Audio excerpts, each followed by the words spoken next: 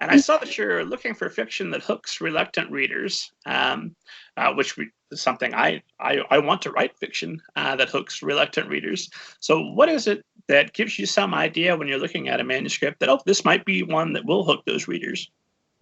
Well, the most important thing, I think, is the premise of the story. I think a lot of times when it comes to people who aren't really interested in reading, it's because they don't think that any of the books available to them are interesting, right? Or it's stories they've read before, and it's just a lot more of the same. I think having a really high concept, tricky premise is something that can really make a reluctant reader go, "Oh, that sounds kind of cool. I guess I'll take a look at that."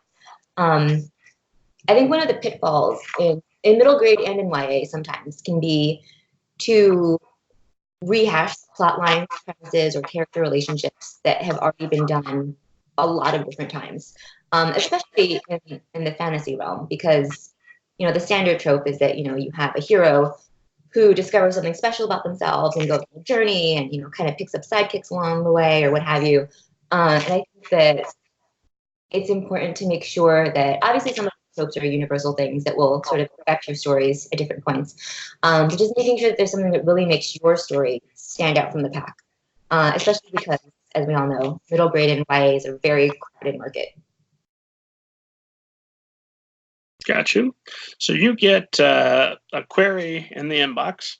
What's the first thing you look at? Do you read the query first, or do you go straight to the manuscript? Oh, no, I read the queries. Okay.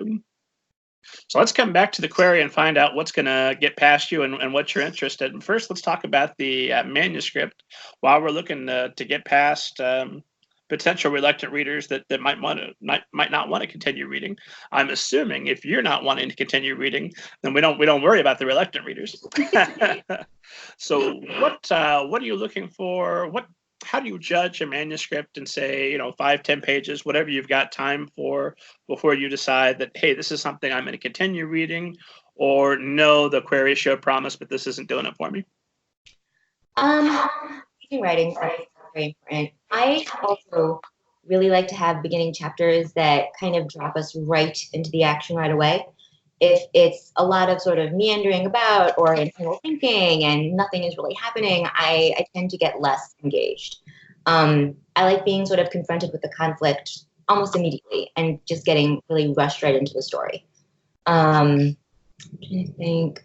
Also, so I was talking before about voice and falling head over heels in love and how it's not necessarily genre specific for me.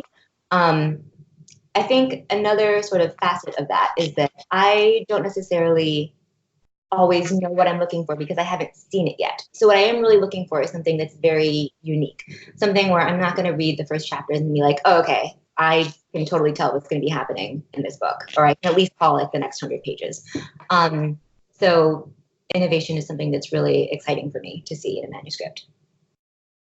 Get excited thinking, oh, I bet I know what's going to happen in 100 pages, and then you keep reading for 100 pages just to know you're right. Like, yay, yay me, I'm great at this. Rejection. No, and that's not to say also that, some more standard stories can't be interesting. I think that if you do have a conventional plot line, then it's important to maybe have a different aspect of your story that's surprising, like unusual character relationships, or things like that. I kind of think about retellings a lot when I'm talking about this.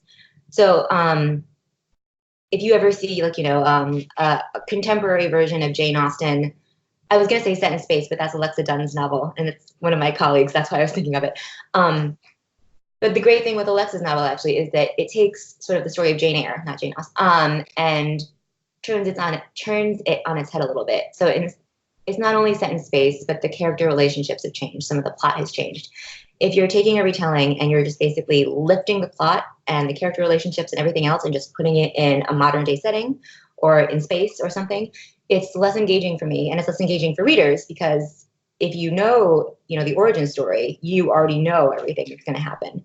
And I think it's true in general when it comes to any kind of story. If it's following a pattern that is predictable, friends who end up falling in love, enemies who end up becoming friends, all the standard tropes you can think of. It's important to make sure that there's something about them that is unusual or surprising in some way, so that the reader isn't sort of inactive as a reading. Okay, that makes sense.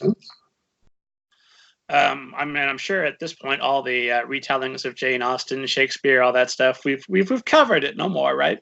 I mean, who knows, right? But I think that was Shakespeare retelling is like a big part of my childhood in like the 90s and early 2000s. So I think that they probably had their heyday.